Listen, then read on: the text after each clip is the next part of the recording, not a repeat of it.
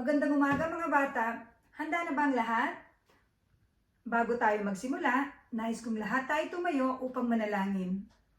Sa ngalan ng Ama, ng Anak, ng Diyos Espiritu Santo. Amen. Panginoon, maraming salamat po sa ibinigay niyong pagkakataon upang kami ay matuto. Gawaran mo po kami ng bukas na isip upang maunawaan namin ang mga aralin at makatulong sa amin sa pagtatagumpay sa buhay nito. Amen. Sa ngalan ng Ama, ng Anak, ng Diyos Espiritu Santo. Amen.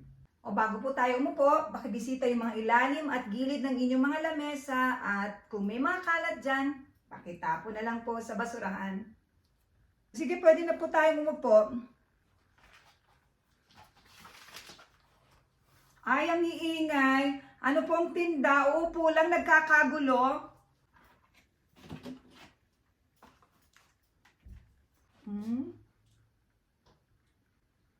Nakita ko na lahat kayo ngayon ay nasa inyong permanenteng upuan at kumpleto kayo ngayon. Kaya sa unang araw ng ating klase, palakpakan po natin ang ating mga sarili dahil kumpleto kayo ngayong araw na ito. So, umpisahan na natin ang ating aralin. Ngayon ay Lunes, 18 ng Marso, 2024. So, ang pag-aaralan natin sa araw na ito ay ang Filipino Values and Morals o sa Tagalog ay asal at moral. Bakit ba natin dapat pag-aralan ang asal at moral? Ano ba yung mga layunin natin? Bakit natin dapat siya pag-aralan? Unang-una, upang matukoy at matalakay ang mga karaniwang asal at moral sa kulturang Tagalog. Kalawa, upang matutunan ang bokabularyo ng Tagalog na may kaugnayan sa mga asal at moral. At ang panghuli, upang ipakita ang kahalagahan ng mga asal at moral sa ating buhay. So yan ang mga layunin natin, bakit dapat nating pag-aralan ang asal at moral. Ano bang pagkakaiba ng asal at moral? So nakalagay dito, ang asal ay tumutukoy sa mga kilos at gawin ng isang tao na nagpapakita ng kanyang pag-uugali o kung paano siya kumilos sa iba't ibang sitwasyon. So ito daw yung gawin natin, naghuhudyat ng ating asal. O ang moral naman ay ang pamantayan ng tama at mali, kabutihan at kasamaan na nagtuturo sa atin kung paano tayo dapat kumilos ng tamang paraan. So ibig sabihin daw na yung asal ay yung aktwal na gawi at kilos ng isang tao, maging masama man yun o maging mabuti, ay nagpapakita sa atin kung anong asal ang kinikilos natin. So ano bang halimbawa ng mga asal? Pagmamano, yan, isang magandang asal. Ano pa? Tama, pagsasabi ng po at opo. So yung mga gawa at kilos na yun ay tinatawag na asal.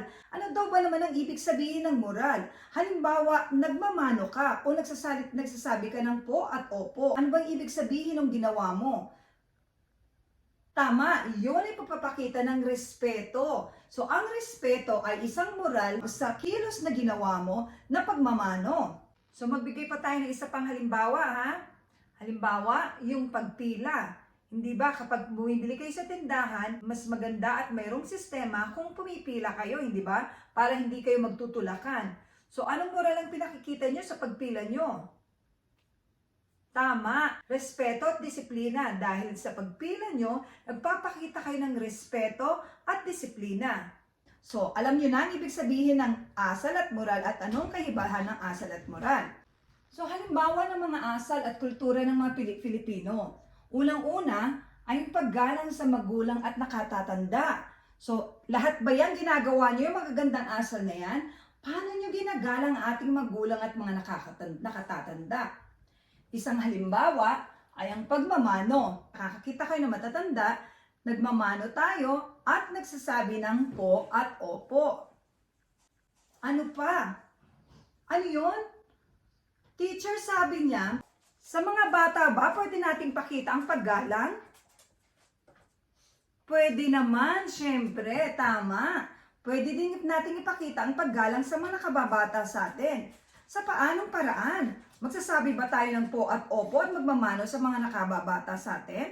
Hindi na natin kailangang magmano o kaya magpo at opo dahil meron ibang pamamaraan kung paano natin sila igalang.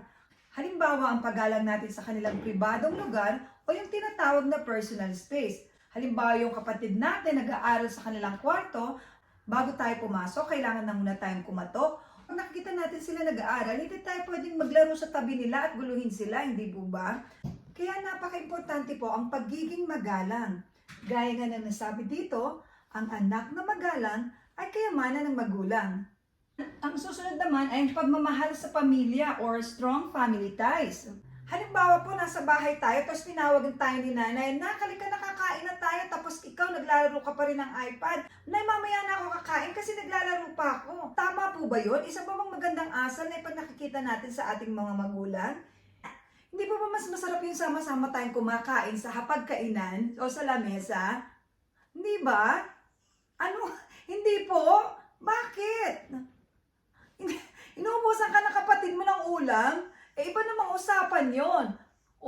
Yung pagsasama natin ng pamilya lagi, may pakikita natin ang pagmamahal natin sa pamilya o yung strong family ties na tinatawag. Isa pang magandang paraan ng pagpapakita ng magandang asal ay ang pagiging mapagbigay.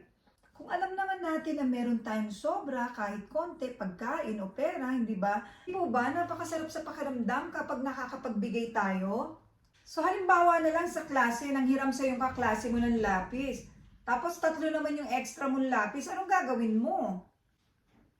Tama, pahihiramin mo siya ng lapis kasi sobra naman yung lapis mo. Isang paraan yun ang pagpapakita ng magandang asal, ang pagiging mapagbigay.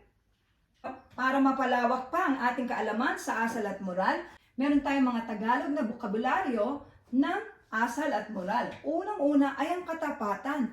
Ano bang ibig sabihin ng katapatan? Ito raw yung pagsasabi ng totoo at hindi panlilinlang sa ibang tao.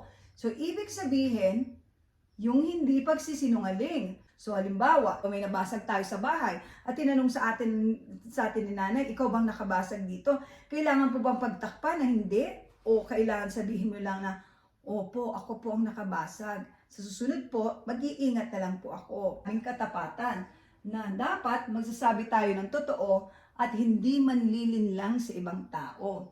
Sunod ay ang kagandahang loob. Ang kagandahang loob ay pinag-uugatan ng mabuti at magandang pag-iisip, damdamin at gawa ng mga tao. Ano ba yung kagandahang loob? Yung mga pinakikita nyo sa sarili nyo o sa kapwa nyo na alam nyong mabuti para sa inyo at sa kanila. So ang susunod naman ay pagiging masipag o ang pagiging aktibo at masikap sa gawain.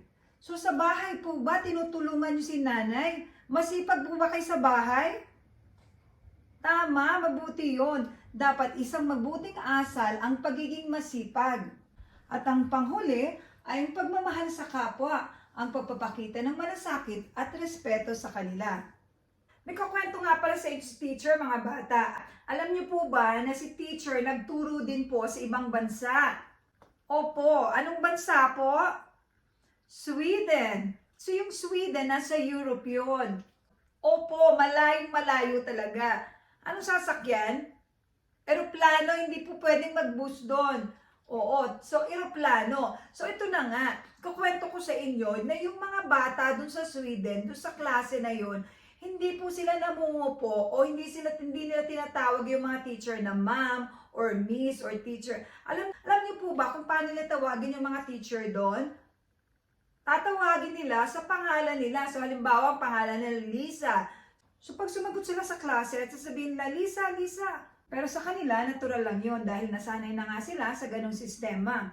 Pero sa tingin ko, sa Pilipinas, dito sa ating kulturang Pilipino, napakahalaga sa atin ang mabuting asal. Hindi po ba mga bata? Bago tayo magtapos ng ating aralin, nais ko munang itanong sa inyong lahat, ano bang halaga ng pagkakaroon ng magandang asal sa ating buhay?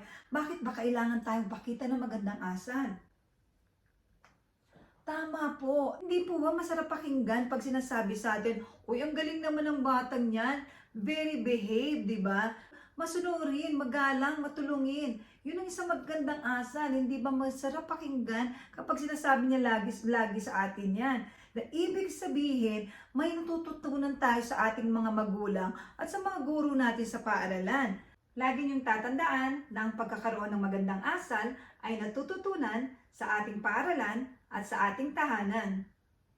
So bago tayo magtapos, sama-sama nating panoorin ang mahiksing video tungkol sa asal at moral ng mga Filipino. Magandang umaga mga bata! Ito po ang inyong lingkod si Teacher Michelle at ngayon po pag-uusapan natin ang mga Filipino values. Halina manood tayo at sigurado kong marami po tayong matututunan.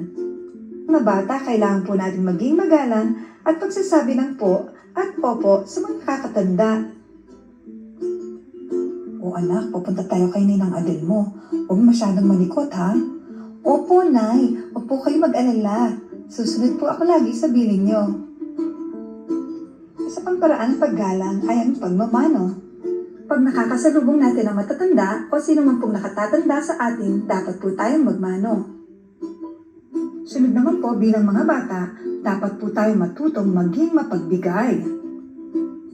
Jeline, bakit ka umiiyak? Gusto ko kasi makipaglaro sa'yo, pero wala akong laruan. Ito, paglaruan mo na itong isang laruan ko, para pareho tayong masaya. Salamat, Clay! Ang bait mo talaga!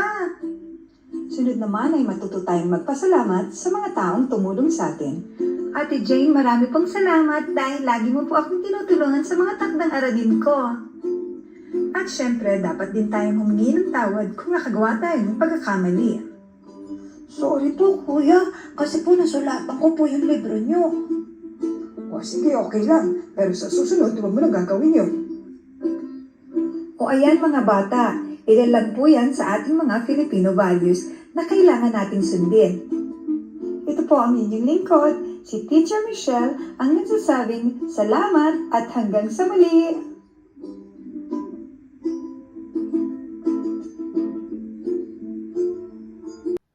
O ayan, nagustuhan niyo po ba yung video yung napanood nyo? So sa ating takdang aralin, nais kong isulat nyo kung ano-ano ang magagandang asal at moral na natutunan nyo sa pinanood yung video. At isa pa, ano sa magagandang asal na yun ang ginagawa o pinakikita nyo sa inyong bahay. O ayan, bell na, tapos na ang ating klase. So sa susunod na pagkikita muli at paalam sa inyong lahat.